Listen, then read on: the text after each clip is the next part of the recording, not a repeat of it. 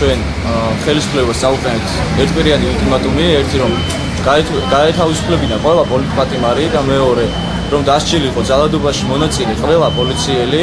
ჩვენ უკვე ვიყავით თელავში და იქაური ახალგაზრდობა შემოგვიერთდა, მაგრამ ამის მიუხედავად ჯერჯერობით ხელისუფლების არც ერთ წარმომადგენელს რეაქცია არ გამოუხატავს ჩვენს ულტიმატუმზე. ჩვენ ვაფრთხილებით მათ, რომ ჩვენ მოვიდით მთელ საქართველოს, დღეს მივდივართ ბათუმში, შემდეგ სხვა ქალაქებსაც მოვიდით და მთელი საქართველო იქნება ჩვენი რა. ნუ გონია ნურავის, რომ ახალგაზრდებს შეგვეშინდა მათი დარბევის და მათი ცემის და მათი დაპატიმრების. იყვნენ ძალიან ფრთხილად. გუშინ განხორციელდა ზეწოლები ჩვენი დამფუძნებლების, კერძოდ თიკო ნიბლოშვილის მიმართ. ის ტაქსში იჯდა და მას დაედევნა რამოდენიმე ავტომობილი. შეშინება უნდოდათ.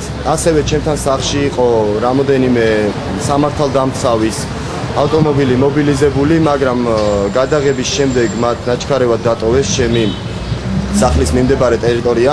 მე მინდა უთხრა ხელისუფლებას, რომ ჩვენ არ გვეშინია და გავაფრთხილო ჩვენ სვლელობის დროს. თუ იქნება დაგეგმილი ერთი პროვოკაცია მაინც და აი ამ წამომსვლელი ახალგაზრდებიდან ერთ-ერთს ჩამოვარდებათ მის ღერი, არ შეგარჩენთ და იგივეთი გიპასუხებთ რა აგრესიითაც შეგხვდებით. ჩვენი ულტიმატუმის ვადა იწურება 15-ში 12 საათზე. ჩვენ კატეგორიულად ვითხოვთ იქნეს განთავისუფლებული ყველა პოლიტპატიმარი დაუყოვნებლივ და დაისაჯოს ყველა მაღალჩინოსანი, ვინც იღებდა დარბევებში მონაწილეობას. თუ არ იქნება დაკმაყოფილებული აქ რუსთაველზე დაჯდება 200-ზე მეტი ახალგაზრდა მჯდომარი აქციაზე, ასევე ულტიმატუმით და შემდგომში თუ არ დაკმაყოფილდა, უფრო და უფრო დავამძიმებ ფორმებს.